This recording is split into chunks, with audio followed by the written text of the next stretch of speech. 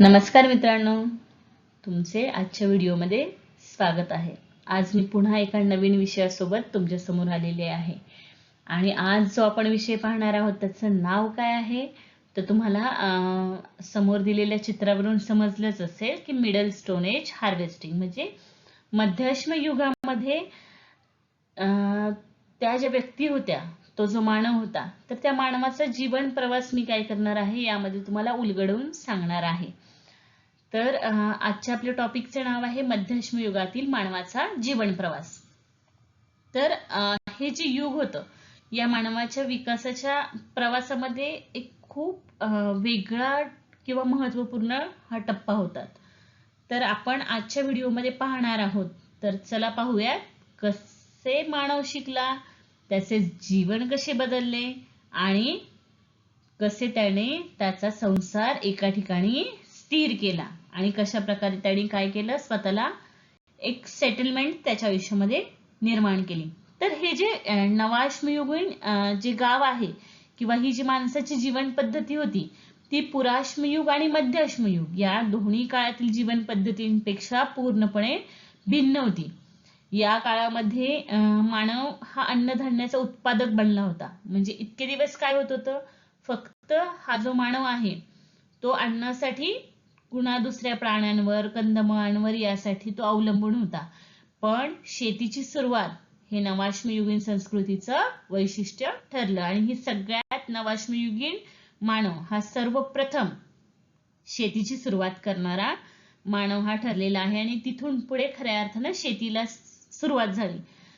शिकार करणे, फळे आणि कंदमुळे गोळा करणे आणि यासाठी त्याला सतत फिरावं लागत असे.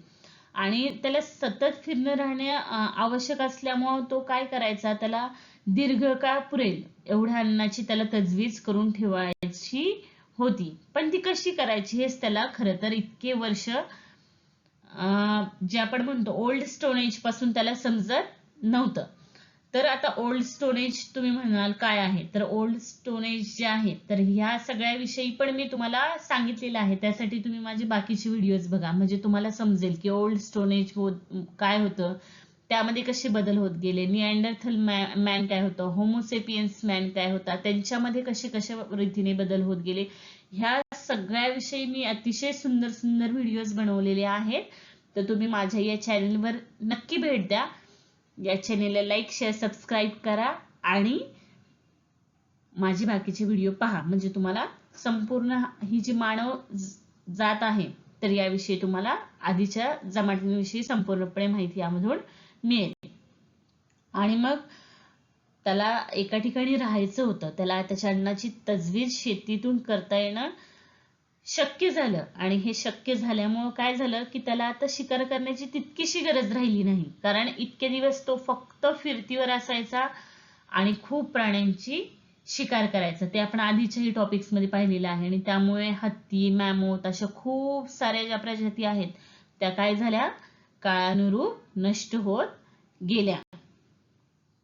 आणि शिवाय शेतीच्या कामामुळे त्याला काय झालं, एका ठिकाणी राहणे देखील सोयीचे पडले आणि एका ठिकाणी राहणे शेती करण्यासाठी आवश्यक झाले. आणि म्हणून अशा प्रकारे जो आपला नवाश्मयुगीन मानव होता तिथून पुढे खऱ्या अर्थानं एक त्याचा संसार सुरू झाला किंवा एका ठिकाणी जे आपण स्थिर होणं म्हणतो ना, तर ती स्थिर होण्याला खऱ्या अर्थानं सुरुवात झाली. आता हा मानव झाली याचा अर्थ असा नव्हता की तो बाकी काही करतच नव्हता. तर त्याने तुम्हाला समोरील चित्रामध्ये दिसत असेल की धान्याची काढणी आणि शेतीची सुरुवात. तर मध्यअश्म युगामधील जो मानव होता तो भटकंती त्याची तशी चालूच होती, पण फक्त तो शिकारीवर अवलंबून होता. परंतु हळूहळू त्याने काय केलं, ह्या तुम्हाला समोर फ्रुट्स असतील तर अशा प्रकारे तो काय करायचा, हळूहळू त्याने वनस्पतींचे निरीक्षण केले आणि नैसर्गिकरित्या उगवणाऱ्या धान्याचे महत्त्व त्याला समजले. तेव्हा त्याने हे धान्य गोळा करणे सुरू केले आणि त्यांनी लक्षात घेतले की ही धान्य जर योग्य ठिकाणी पेरली तर ती काय होतात, मोठ्या प्रमाणामध्ये ग्रो होतात आणि उगवतात. आणि यातूनच शेतीचा काय झाला, पहिला विकासाचा पहिला टप्पा सुरू झाला. आणि हा जो आहे they harvested seasonal wild grain and gathered seasonal fruits and root. तर प्राचीन मानवांना जंगलातील फळांचे महत्त्व समजलेले होते. त्यामुळे ही जी तुमच्या समोर चित्रामध्ये दिसत आहेत वेगवेगळी फळं जी आहेत, तर ही विविध फळं आणि वनस्पती यांच्यासाठी अन्नाचा प्रमुख स्तोत्र होता. कारण हेच खाऊन ते काय करायचे, उदरनिर्वाह करत असेल. आणि मानवाला कळायला लागले की कोणती फळे कधी पिकतात, कोणत्या ऋतूमध्ये कुठलं फळ येतं, त्याची टेस्ट सर्वोत्तम कधी असते आणि आपल्याला निरोगी राहण्यासाठी ही फळे देखील खाणे काय आहे, आवश्यक आहे. तर अशा प्रकारे त्यांनी काय केलं, निसर्गाची त्याला ओळख होत गेली आणि निसर्गातील जे बदल आहेत, ज्या ऋतूनुसार वेगवेगळी फळं येतात त्यानुसार तो सीजनल फ्रुट्स खाण्यासाठी शिकला, त्याची त्याला गरज समजली आणि त्याचं निसर्गाशी काय झालं, नातं निर्माण होत गेलं. तर हे फळे गोळा करणे हा एक यामधला मुख्य मुद्दा आहे. आता तर पुढे काय आहे, तर यामध्ये त्याने काय केलेलं आहे की त्याला सगळं तो करत होता, पण हे सगळं करत असताना त्याला कुठेतरी स्थिर प्रवास असा हवा होता. आणि मग त्याला मासेमारी करायची होती, फळे गोळा करायची होती, पण हे एका स्थिर ठिकाणी राहून त्याला करणं गरजेचं होतं. आणि म्हणून त्याने काय केलं, तुमच्या समोर आहे बघा, the change made pattern enable the group of homo sapiens to roam to far away regions. They move their camps to different places according to seasonal change. मग ज्याप्रमाणे सीझनल चेंज होत गेला, तर त्याप्रमाणेच काय झाली, त्यांच्यामध्ये घरांची निर्मिती सुरू झाली आणि तिथून पुढे गावाचा आरंभ झाला आणि त्यातूनच समाज म्हणून जी ह्युमन्सची ग्रोथ आहे ती वाढण्यासाठी सुरुवात झाली. तर सर्वात प्रथम जो आदिमानव आहे, तर तुम्हाला माहित आहे तो अशा प्रकारे काय करत असे, अशा गुहांमध्ये तो राहत असे. तर मी तुम्हाला ही चित्र समोर दाखवलेली आहे. आणि मग तो गुहांमध्ये राहत असे, एखाद्या स्पेसिफिक सीझन साठी तो एखाद्या स्पेसिफिक गावामध्ये जात असेल किंवा जंगलामध्ये जात असेल आणि तेथील गुहांमध्ये तो काय करत असेल, त्याचे वास्तव्य करत असेल. तर अशा प्रकारे तो काय इथे त्याने काय केली, स्थिरतेचा प्रवास त्याने सुरू केला, म्हणजे एका जागेवर आपल्याला राहायचं आहे. त्यानंतर हा पुढचा पॉइंट आहे, reconstruction of a seasonal camp in middle storage. तर gathered seasonal fruit and roots, they would find out the best season for fishing and use the knowledge to their advantage. By their observation, they discovered the best hunting grounds.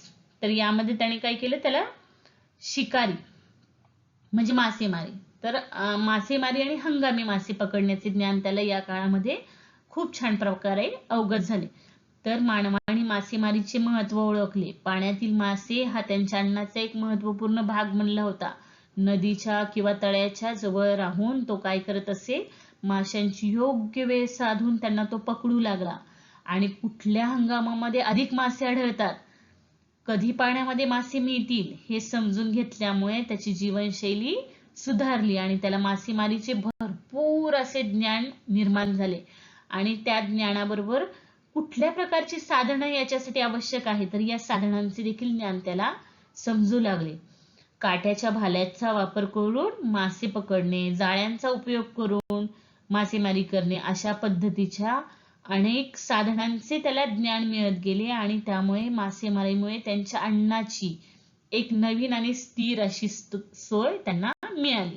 तुम्हाला समोरील चित्रामध्ये दिसत असेल की ती कशा पद्धतीने काय करत आहेत, मासेमारी करत आहेत. तर यामध्ये त्यांना काय समजलं की आपल्याला मासेमारी कशा पद्धतीने करायची आहे, आपल्याला मग त्याच्यासाठी तळ्याजवळ राहणं किती गरजेचं आहे आणि वेगवेगळ्या हंगामामध्येच खूप जास्त प्रमाणामध्ये मासे निर्माण होतात आणि मग आपण ते पकडायचे कसे, या सगळ्याचे अतिशय सुंदर असे ज्ञान त्याने काय केले, समजून घेतले. आणि त्याच्यामुळं काय झालं, त्याच्या अन्नाची गरज भागवण्यासाठी त्याला आणखीन एक नवीन अशी आणि स्थिर अशा प्रकारची सोय त्याला मिळाली. त्यानंतर पुढे तर तुम्हाला या चित्रामध्ये दिसत असेल की ही मी काय सांगितलेली आहेत, प्राचीन काळामध्ये नवाश्म युगामध्ये खूप वेगवेगळ्या प्रकारची आपली हत्यारं फार वेगळी आहेत, पण यांची हत्यारं ही अशा पद्धतीची होती. तर मी एक त्या कालखंडामध्ये शेतीसाठी त्यांनी कशा प्रकारच्या वस्तूंचा वापर केला किंवा बाकी सगळ्या गोष्टी ज्या आहेत, जसं मासेमारी असेल किंवा खाणकाम, खोदकाम, अशा बऱ्याचशा गोष्टींसाठी त्यांना देखील काय लागत होतं, या अशा प्रकारच्या वस्तूंची त्यांना गरज निर्माण झाली. आणि मग त्याच चित्र मी तुम्हाला समोर दाखवलेलं आहे की अशा प्रकारची साधनं देखील तो काय करत असेल, त्याच्या मासेमारी करण्यासाठी तो किंवा इतर सगळ्या गोष्टींसाठी, शेतीसाठी म्हणा किंवा शिकारीसाठी म्हणा, तो यामधील साधनांचा वापर करत असेल. So for this reason they stayed in one place for a longer period. They cleared jungle by felling trees and set up their seasonal camps in the clearing.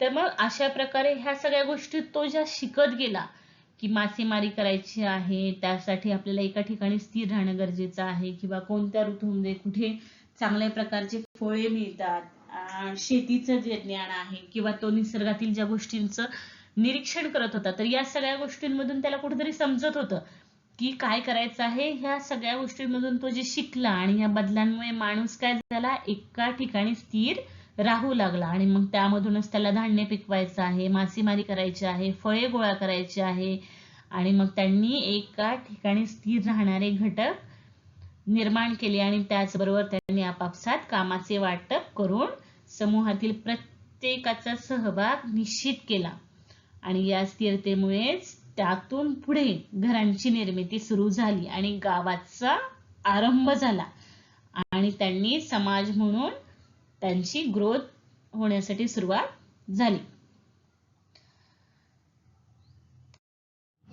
They clear जंगल, अशा प्रकारे त्यांनी काय केलेली आहे, शेतीला सुरुवात केलेली आहे.